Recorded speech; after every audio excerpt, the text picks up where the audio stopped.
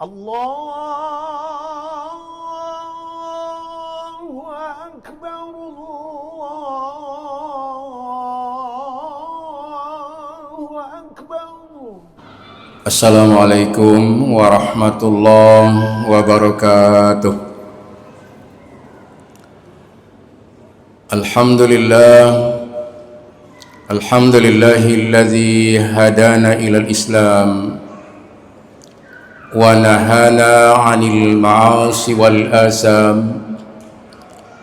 Asyhadu an la ilaha illallah wahdahu la syarika lah wa asyhadu anna Muhammadan 'abduhu wa rasuluh.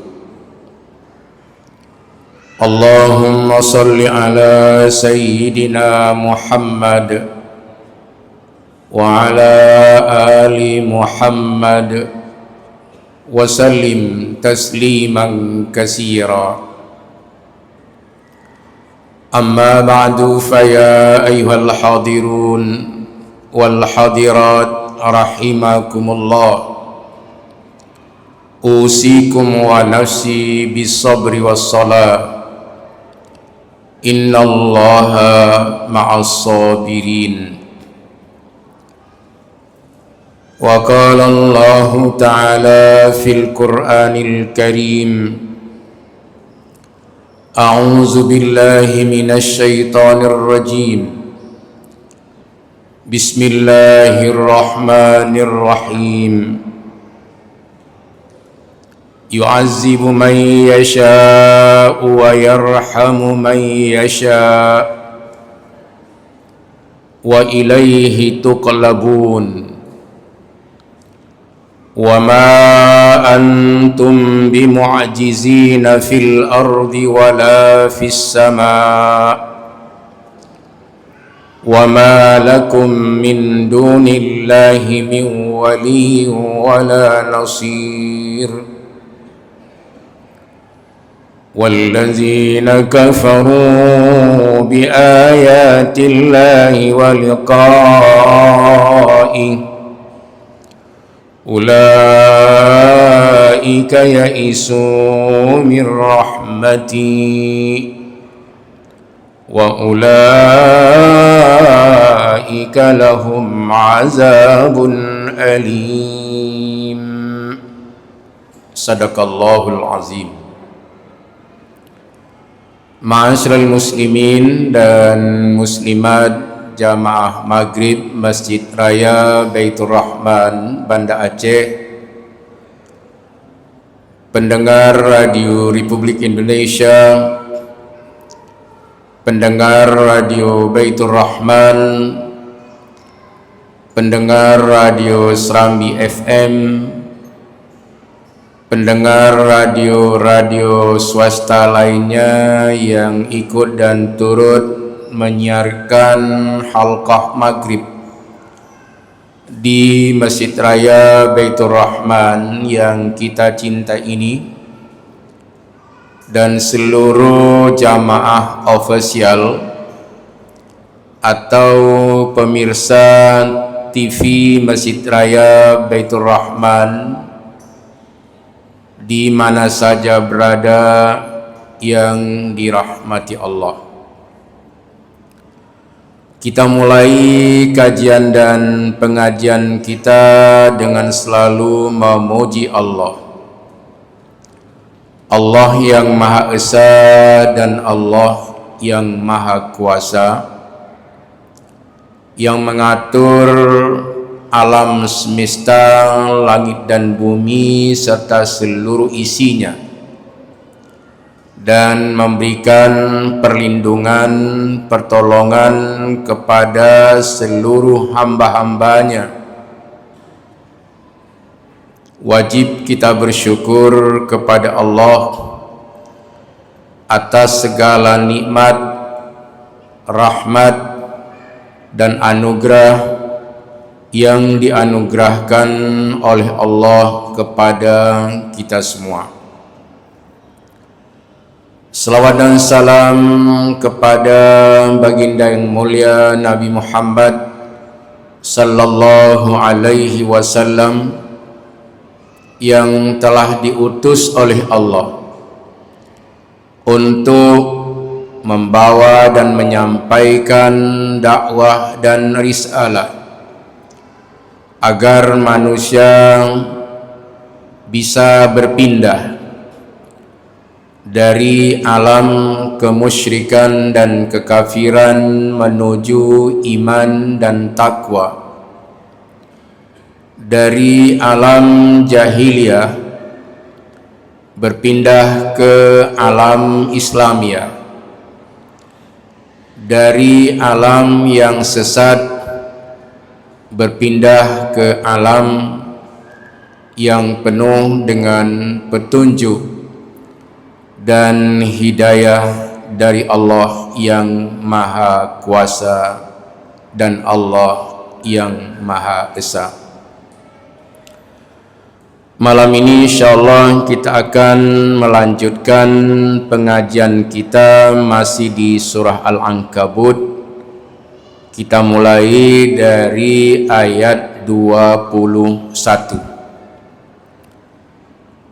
Allah berfirman dan memberitahu kepada kita semua dengan firman-Nya, yu'azzibu man yasha'u wa yarhamu man yasha' wa ilaihi tuqlabun. Artinya Allah akan mengazab siapa saja yang dikehendakinya, dan Allah akan memberikan rahmat kepada siapa saja yang dikehendakinya. Wa ilaihi tuqlabun, dan kepada Allah lah semua akan kembali, semua akan berserah diri. Ini di dalam kitab tafsir disebutkan bahwa Allah akan memberi hukuman kepada seluruh hamba-hambanya secara adil. Artinya Allah mengazab hamba-hambanya yang mengingkarinya, dan Allah memberikan rahmat dan kasih sayang kepada hamba-hambanya yang beriman dan bertakwa kepada Allah. Jadi Allah mengazab hanya hamba-hambanya yang dulu pada waktu Allah memberikan kesempatan kepada seluruh hambanya untuk beriman, tapi dia tidak beriman, malah dia melawan dan membangkang Allah Subhanahu wa ta'ala. Inilah yang dimaksud Allah mengazab siapa yang dikehendakinya. Jadi ada kehendak manusia yang dipenuhi oleh Allah. Ada manusia berencana dalam kehidupannya dia melawan Allah, nggak mau beriman. Berarti tunggu saja, sebelum mati dan setelah mati dia akan mendapat azab dari Allah Subhanahu wa ta'ala. Sebaliknya, orang-orang yang memilih beriman, memilih bertakwa kepada Allah dengan cara dia menyembah Allah, tidak menyembah selain Allah, maka orang ini atau hamba ini dia akan mendapat rahmat, kasih sayang Allah, dan berbagai macam kebaikan diberikan oleh Allah kepada seluruh hamba-hambanya yang memilih beriman, memilih bertakwa kepada Allah, memilih beribadah kepada Allah Subhanahu wa ta'ala. Maka dia akan mendapatkan rahmat dari Allah, baik ketika hidup di dunia maupun hidup di alam mahsyar nanti. Sebaliknya, orang-orang yang menantang Allah, orang-orang yang melawan Allah, orang-orang yang tidak mau beribadah kepada Allah, orang-orang yang durhaka kepada Allah. Innal ladzina yuhadduna Allah wa rasulahu ulaika fil azallin. Sesungguhnya orang-orang yang menantang Allah, yang melawan Allah, yang durhaka kepada Allah, durhaka kepada Rasulnya, itu Muhammad sallallahu alaihi wasallam, ulaika fil azallin. Mereka adalah makhluk-makhluk yang hina. Yang dimaksud dengan makhluk yang hina ini, itulah makhluk-makhluk yang akan mendapatkan azab dan siksaan dari Allah Subhanahu wa ta'ala. Maka dalam hidup dan kehidupan kita di alam ini, mari kita memilih beriman kepada Allah. Apa yang maksud dengan beriman kepada Allah? Amantu billah wa bima qala Allah. Aku beriman kepada Allah dan beriman kepada seluruh yang difirmankan oleh Allah Subhanahu wa ta'ala. Apa yang dimaksud dengan beriman kepada Rasul? Amantu bir Rasul wa bima qala Rasul. Aku beriman kepada Rasul dan beriman kepada sabda-sabda Rasul. Jadi kalau kita beriman kepada Allah, percaya kepada firman-firman Allah, beriman kepada para Rasul, kemudian meyakini sabda-sabda Rasul, insya Allah kita termasuk ke dalam hamba-hamba Allah yang selalu beriman dan bertakwa kepada Allah Subhanahu wa ta'ala. Sebaliknya, orang-orang yang mengingkari Allah, mengingkari Rasul dalam kehidupannya, berarti orang ini adalah orang-orang yang maksiat kepada Allah Azza wa Jalla. Dan inilah orang yang akan tertimpa azab dan siksaan dari Allah Subhanahu wa ta'ala. Wa ilaihi tuqlabun. Dan kepada Allah semua kamu akan kembali. Nah, ini setiap saat kita melihat kadang-kadang orang tidak sakit, kemudian beberapa saat kemudian dia sudah dipanggil menghadap Ilahi Rabbi. Usianya masih muda, dan banyak orang yang sudah lama sakit masih dipanjangkan umurnya oleh Allah Subhanahu wa ta'ala. Jadi makna wa ilaihi tuqlabun, kepadanya semua kamu akan kembali. Kata akan inilah yang kita belum tahu kapan, dan tidak akan diberitahu kepada setiap manusia agar dia tidak gundah dan gelisah di dalam hidup dan kehidupannya. Yang jelas, semua yang bernyawa suatu saat akan kembali menghadap Ilahi Rabbi. Kullu man 'alaiha fan wa yabqa wajhu rabbika dzul jalali wal ikram. Fabi ayyi ala'i rabbikuma tukazziban. Semua yang melata di bumi ini akan fan, akan binasa, akan hancur, akan mati, akan meninggal.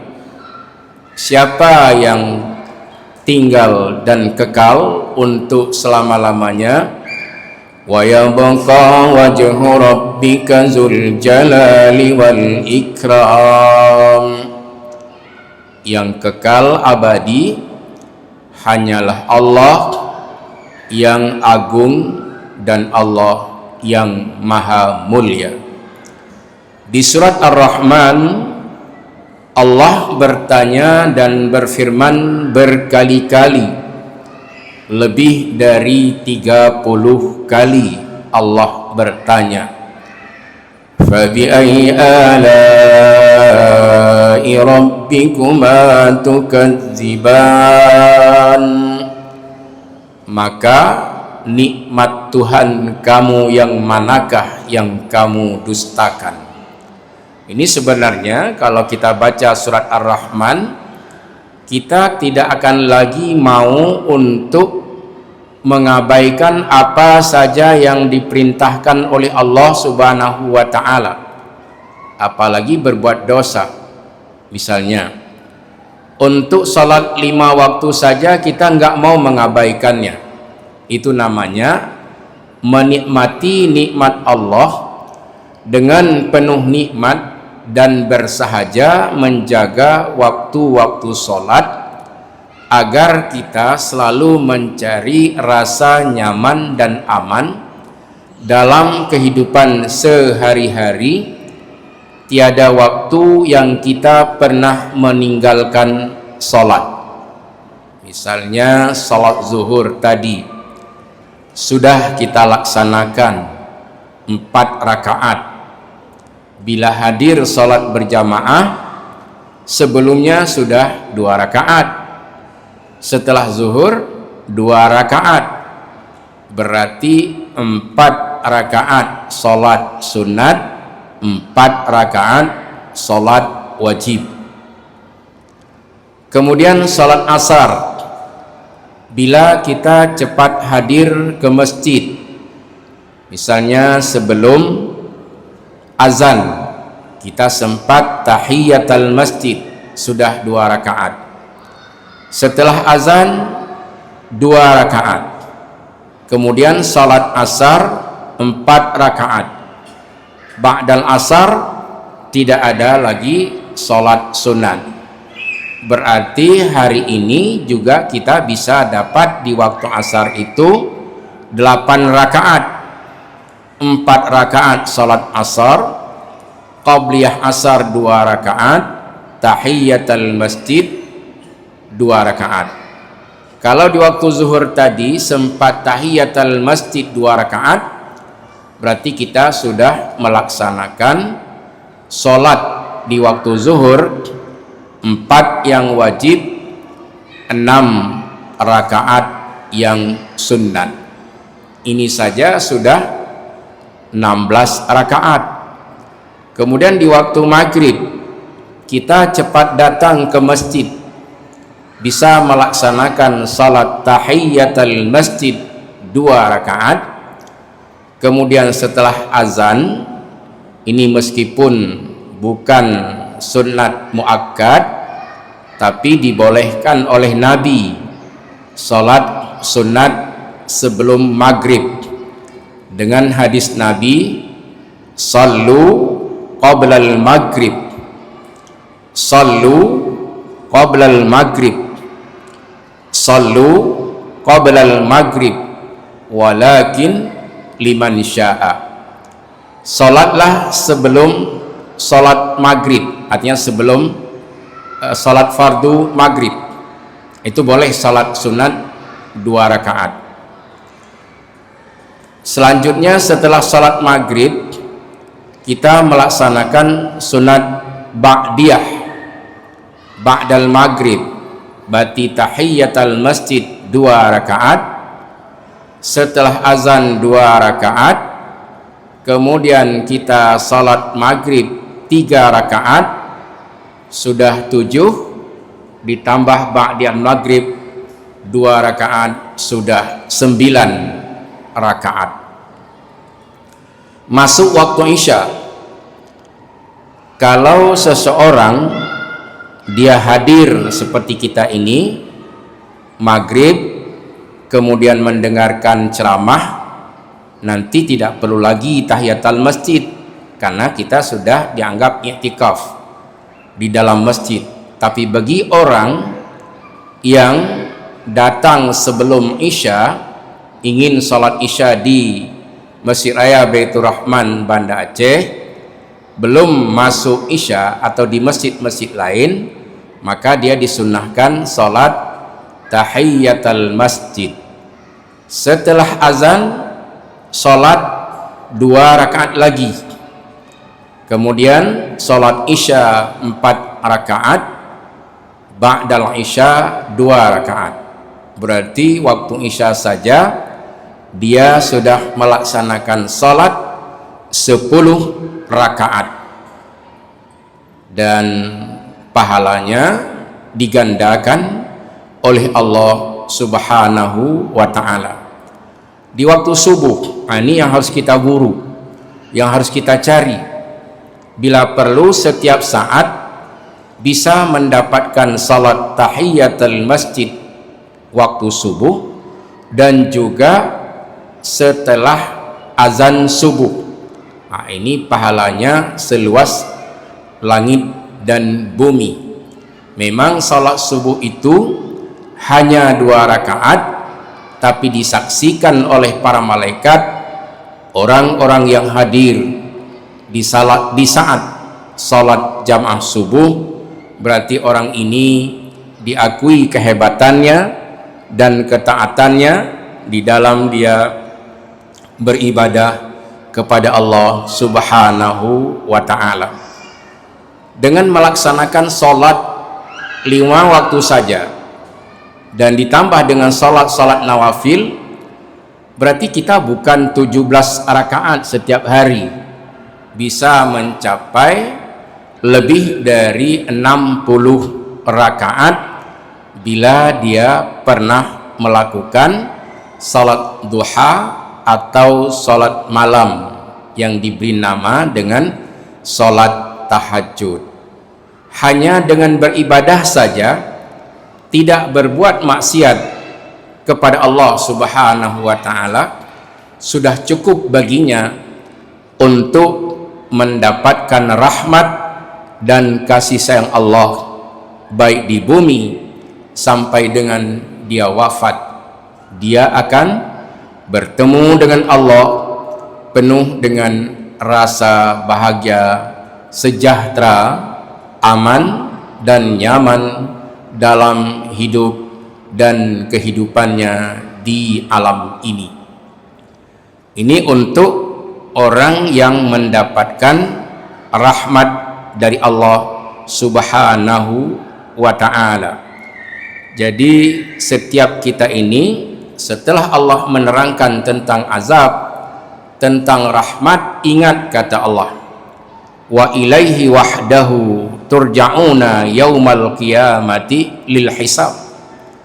Jadi untuk kalian semua, apakah ini orang jahat, orang baik, ingat kata Allah, hanya kepada Allah yang esalah kamu semua akan kembali kepada Allah.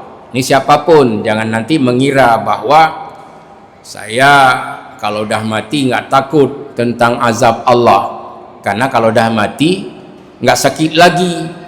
Jangan seperti itu, karena ada pembahasan dari Allah, hina yab'asukum min kuburikum ahya, ketika kamu dibangkitkan dari kuburanmu masing-masing, kamu hidup, jadi bukan mati, ya kan? Ingat ya, ketika Allah mengeluarkan umat manusia, zalika yaumul khuruj, hari ini adalah hari semua manusia keluar dari kuburannya masing-masing, dalam keadaan mati atau dalam keadaan hidup. Ahya, hidup kamu, enggak mati.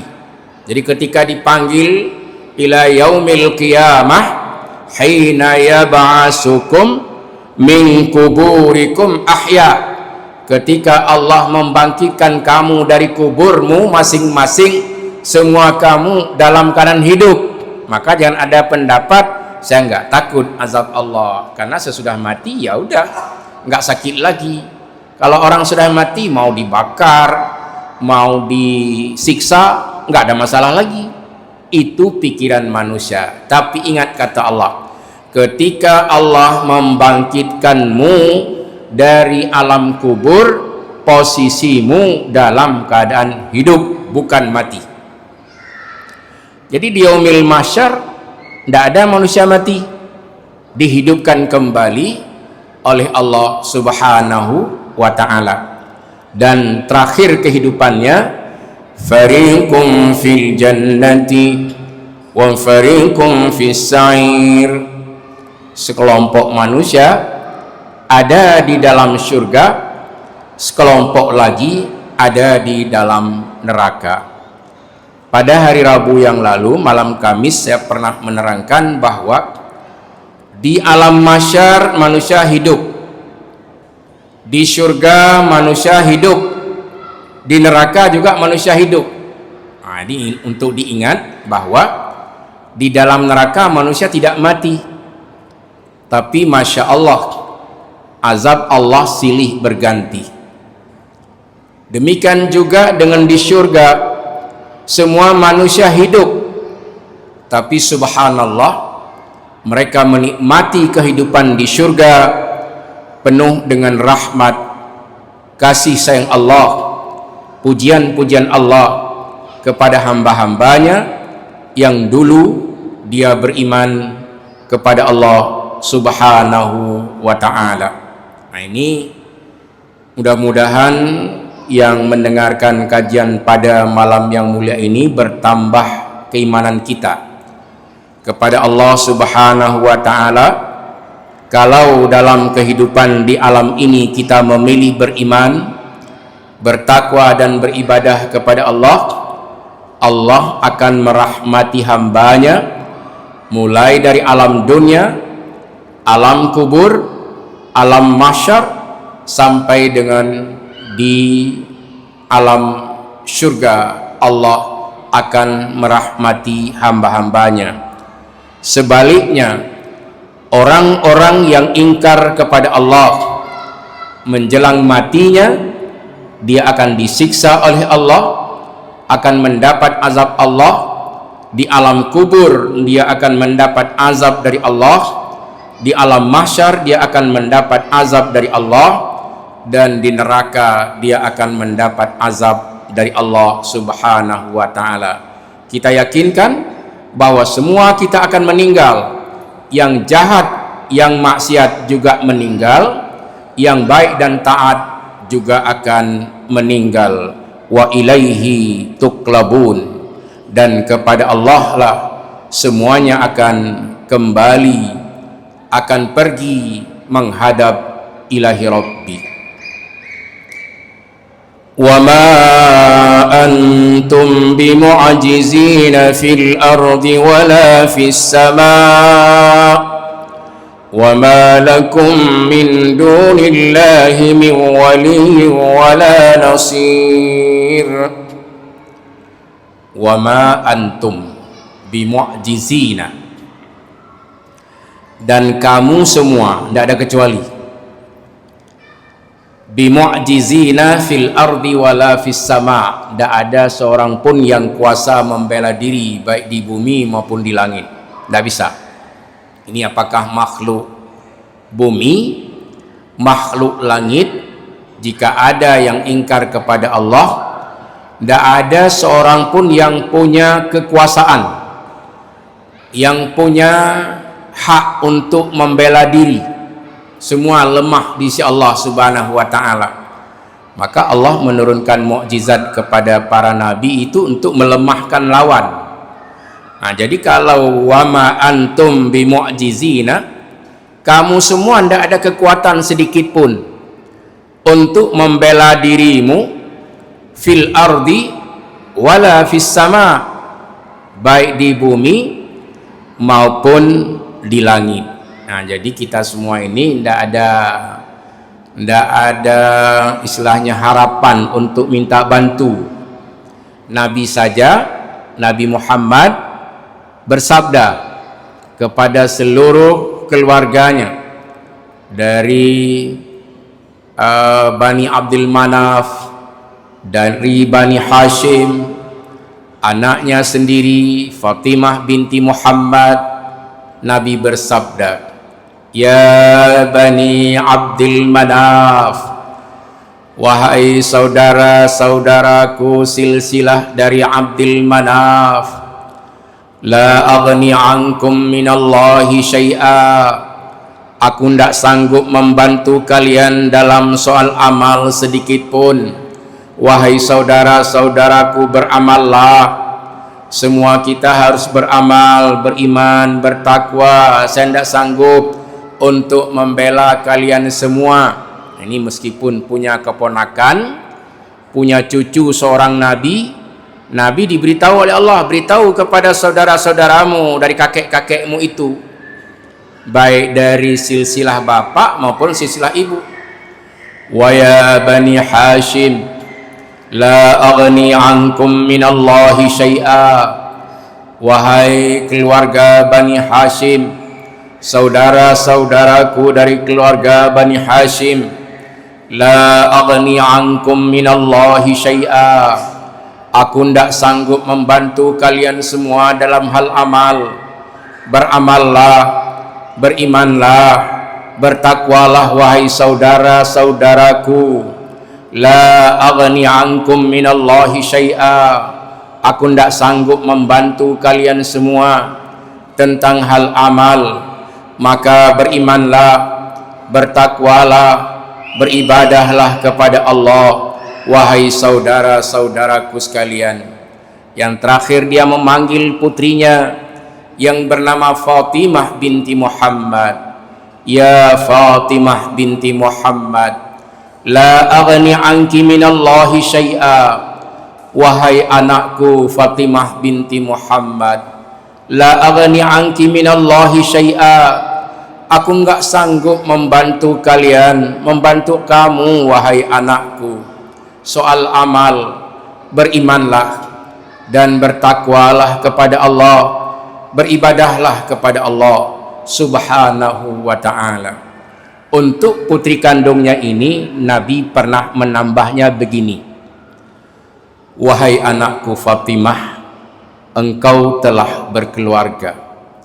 Jika pada suatu saat engkau mempunyai kekurangan dalam hal finansial, bahasa kita, kalau kamu mempunyai kekurangan dalam harta, kamu boleh memberitahu ayah, nak ya. Nah itu. Tapi soal amal nggak bisa.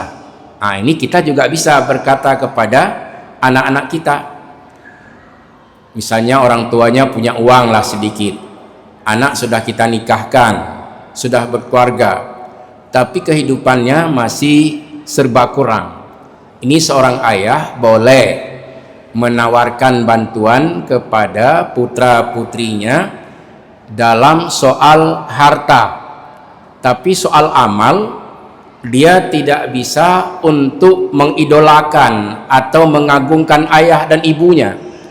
Misalnya ayahnya seorang ulama, ibunya seorang ustazah, lalu dia bersandar kepada ayah dan ibunya soal amal. Menurut hadis Rasulullah itu tidak bisa.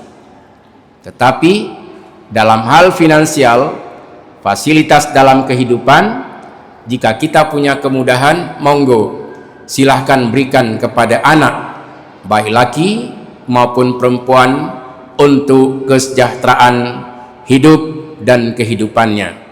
Maka Rasulullah Shallallahu Alaihi Wasallam dalam berdakwah kepada keluarga hanya dengan memberikan suri dan tauladan, contoh dan tauladan yang baik, sehingga semua anak-anak dari Rasulullah Sallallahu Alaihi Wasallam beriman dan bertakwa kepada Allah Subhanahu wa Ta'ala. Wa ma lakum min dunillahi min waliyyin wala nasir. Dan kamu tidak akan bisa tertolong, terbantu selain bantuan Allah Azza wa Jalla. Yang terakhir, wallazina kafaru biayatillahi wa liqa'i, orang-orang yang mengingkari ayat Allah dan mengingkari bertemu dengan Allah, ulaika ya'isu mir rahmati, mereka itulah orang-orang yang berputus asa dari rahmatku, kata Allah, wa ulaika lahum azabun alim, dan mereka itulah orang-orang yang akan ditimpakan azab yang amat pedih dan hina. Semoga kajian kita ini selalu bermanfaat dalam kehidupan kita sehari-hari insya-Allah. Amin ya mujibas sailin. Hadanallah wa iyyakum ajma'in. Wassalamualaikum warahmatullahi wabarakatuh. Sallallahu ala sayyidina Muhammad. Ya Rabbi salli alaihi wa sallam.